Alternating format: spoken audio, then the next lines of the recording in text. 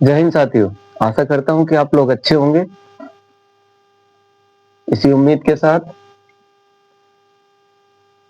My YouTube channel भाई जी entrance academy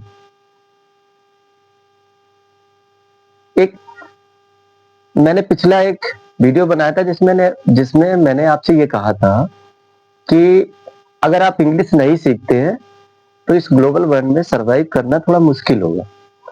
ये बात मैंने इस वजह से आपको बताई है कि समझिए थोड़ा। आपकी मदर टंग हिंदी है, मातृभाषा भी हिंदी है। इसके बाद आप अगर इंग्लिश सीखते हैं तो अपनी पर्सनैलिटी में इनहेंस करते हैं ना।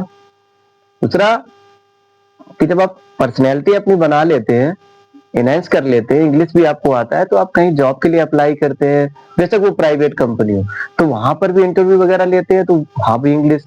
तो है कि अगर आपने इंग्लिश ग्रामर और इंग्लिश में थोड़ा भी अपने आप को ठीक कर रखा है तो आपकी जॉब थोड़ी अच्छे लेवल की मिल जाती है, कुछ ज्यादा पैसा मिल जाता है, वहां से अपने परिवार को, फैमिली को आप अच्छे से चला पाते हैं।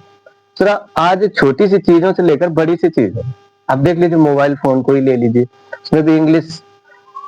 अब इंग्लिश का तो ग्लोबल लैंग्वेज है तो जाहिर सी बात है इंग्लिश तो आएगी आएगी।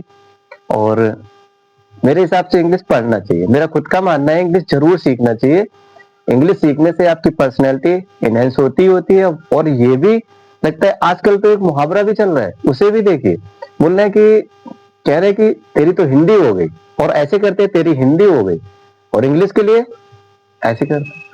तो आप समझिए, थोड़ा इंग्लिश पढ़ाइए बच्चों को। और मैं कहना चाहूंगा, सबसे कहना चाहूंगा, अच्छा जी, जिसके पास पढ़ाने के लिए पैसे हैं तो क्या आप विचार करिए कि वो हिंदी मीडियम में पढ़ाना चाहेगा?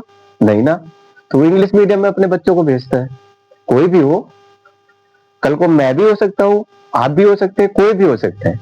सब चाहते हैं कि इंग्लिश भी सीखें, तो इंग्लिश सीखिए, अपनी मातृभाषा तो सीख ही रहे हैं, आप जानते हैं, इंग्लिश भी सीखिए।